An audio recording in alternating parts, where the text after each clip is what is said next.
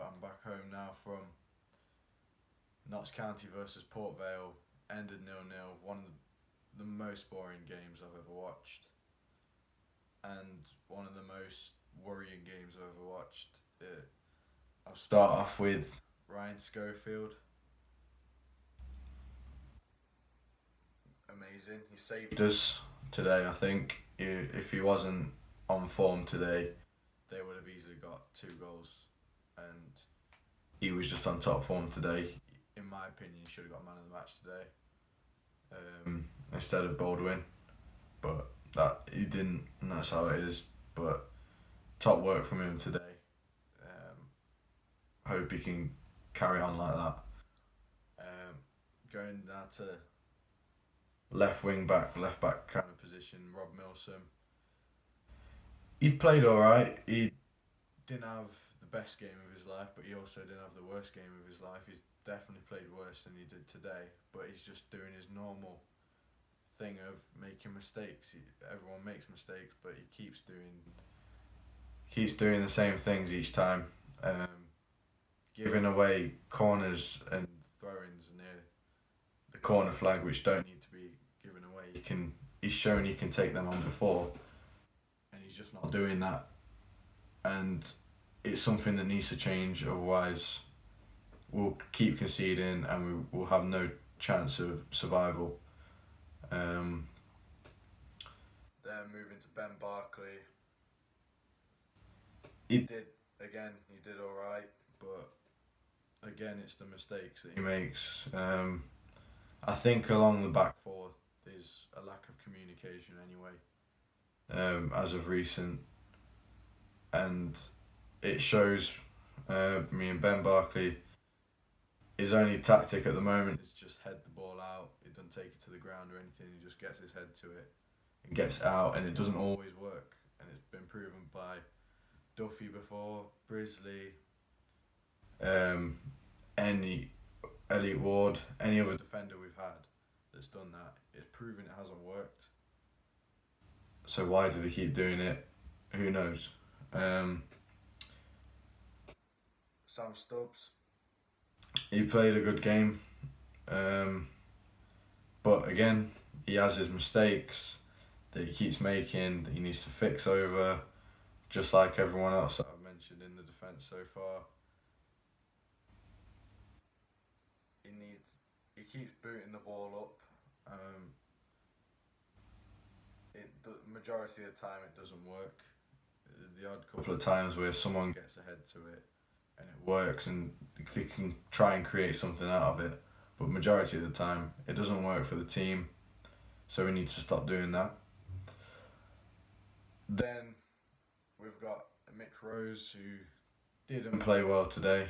He hasn't been doing the past couple of games since Newport, and he's making very silly mistakes which are nearly costing us goals. He's not been tracking back properly, not communicating properly, bad touches, just not been doing too well, to say the least. Moving up the pitch into the midfield area, we got Michael Doyle. He played well. Made some mistakes. He managed quite a lot of the time to get himself out of a couple of situations that he got in. But again, he's not a perfect player. There are mistakes that he made throughout the game which need to be ironed over. They're there, but I think with the experience that Michael Doyle has, he can iron over them like it's nothing. Hopefully, the fighting attitude is coming back now, because it kind of faded away a little bit the past couple of games with everyone, the fighting attitude, and I hope that that's coming back. Jim O'Brien played very well today, I think, personally. Whenever the players were slacking, being too slow, he'd always swoop in and get the ball. He had a shot when nothing else was happening in the game. He's done that before. he was really good today. But again, like everyone else, he has his mistakes. But just like Michael Doyle, I think with experience that he will be able to iron out his mistakes much quicker than most of the other younger players, least experienced players. We've got Enzio Baldwin. He's still not back on full form.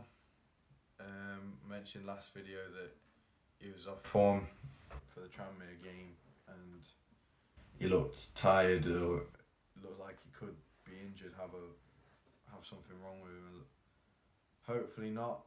He has had a knee injury before. I know he took a big blow in the Mansfield game to his knee. His last one took him out for 3 months, so hopefully he's not picked up anything else to do with his knee, and hopefully he can still keep playing and soon enough get back to full form, because when he is on full form he's an amazing player. Just isn't being as fast and skillful as he normally is recently, and we need him at that stage because that's where he's at his best, and we need the best to get out of the relegation zone and to get out of the sticky situation that we're in. As for Craig McHale-Smith, if not Ryan Schofield, I think Craig McHale-Smith would have been man of the match for me. And he was just his normal self, running around non-stop, trying to get the ball, trying to win balls. Like others, he's made his mistakes as well. But again, like Doyle and Jim O'Brien, he's gonna be able to iron those out as quick as anybody else. I think he'll be fine. He needs to keep his pace going, keep winning the balls he can, and stuff like that. Virgil Gomez, I think he's slowly moving into adult football really well. He's used to playing under 23s football for Forest's under 23s team, and it's not easy coming up into first team football in a league, and I think he's doing it slowly, and he's doing it quite well slowly. And today he proved that he got the ball when he could. When he had the ball, he tried his best to move forward with it, get around players that were in front of him, get past his man. He had a shot on goal, missed, but it was a nice shot on goal as well. I can see him moving on really well, and hopefully he can catch a stride, keep going, and try his best, and hopefully soon he can get a goal. John Stead, I don't know what's with Stead. He's just old, worn out, tired. I think I said last video, the first half of the season, when the rest of the team weren't up to it, he was there to give a performance for the fans and for the team and try to get something for Notts County. But now it's come to the point where the rest of the team are trying and he's too tired.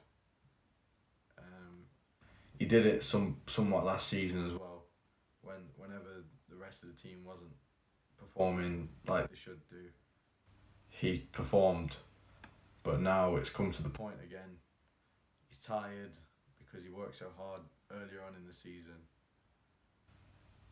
I'm sure every Notts fan could thank him for his efforts and stuff like that, but right now he's not the man we need on the pitch, and for him to play a full 90 minutes without getting subbed off is going to make him even more tired, and that's what he did today.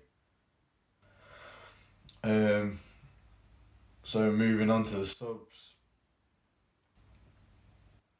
we had Craig McHale-Smith coming off for Luis Alessandro, and Virgil Gomez coming off for Kane Hemmings, and those were the two subs. Like I said, Stead stayed on that pitch for 90 minutes, which I don't think was a good idea. He needed to come off. He was tired. He wasn't able to make the runs. But we'll start with Lewis.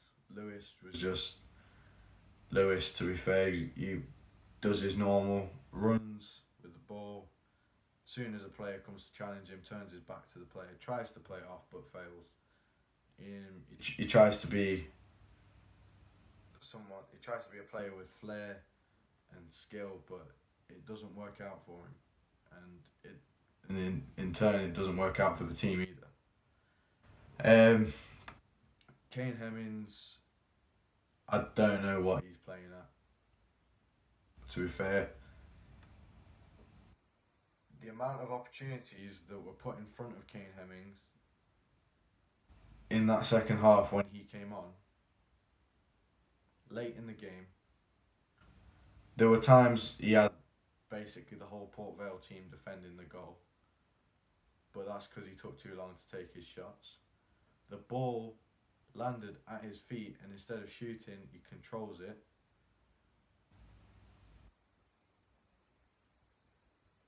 And then he overruns, and the ball goes straight behind him after missing an attempt from John Stead.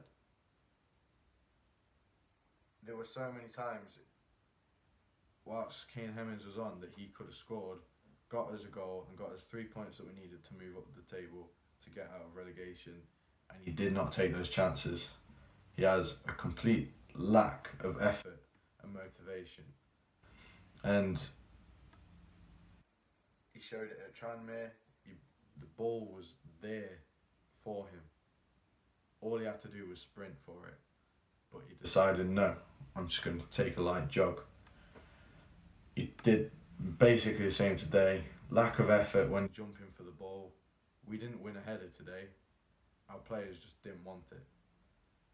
And it showed, because Port Vale outplayed us. And fair play to them, they played pretty well compared to us today. Today we looked like a bottom of the league side, and that's not where we need to be right now. We need to look like a mid-table side, because we need to get out of relegation. And with Kane Hemmings, there's this excuse of he's got an Achilles injury, so he has to do special warm-ups, and he can't play full 90 minutes and stuff like that. But how do you get an injury from hardly playing? He's always had a lack of effort when playing on the pitch. So how do you get an injury from not sprinting for the ball, from not running from the ball, not barely jumping for the ball when it's in the air? Every goal he scored has been a tap-in. The one he scored a couple games back was a reflection. It was at Newport. It was a deflection off of Jim O'Brien's shot. The goalkeeper parried it, and he just got a tap in from his head. It's just not good enough. I mean, 0-0 today against Port Vale. 1 point closer to Macclesfield, who lost 3-0 against Bury. Bury are closing in on Lincoln at the top of the league. 3 points today would have really helped us, and the team couldn't get it due to lack of communication, lack of effort from certain players, lack of skill, and hopefully we can win a couple more games to get us out of the situation we're in, get us out of the relegation zone and stay in League 2, keep us a league team, because if not, then, you know, who knows. We're close to administration. If we're lucky, we won't go into liquidation. We need a buyer to buy this club from Alan Hardy. He has not got the money to keep us. He's not got the mental capacity right now to keep us. It's slowly destroying him, slowly destroying the club, slowly destroying all of the businesses he owns. People's lives are being destroyed because they're not getting paid. What are they gonna do without their wages? And luckily people in the club are getting paid, but the people that work for Paragon are not getting paid. Their lives are going to be made harder because of that. How are they going to pay for food, the house? How are they going to keep the house warm? The weather's not been great. I think things need to get fixed very quickly, otherwise a lot of things are going to go badly for a lot of people. And that's all that has to be said. So thank you for watching. If you're new, don't forget to like and subscribe, and click the notification bell so you know when I upload.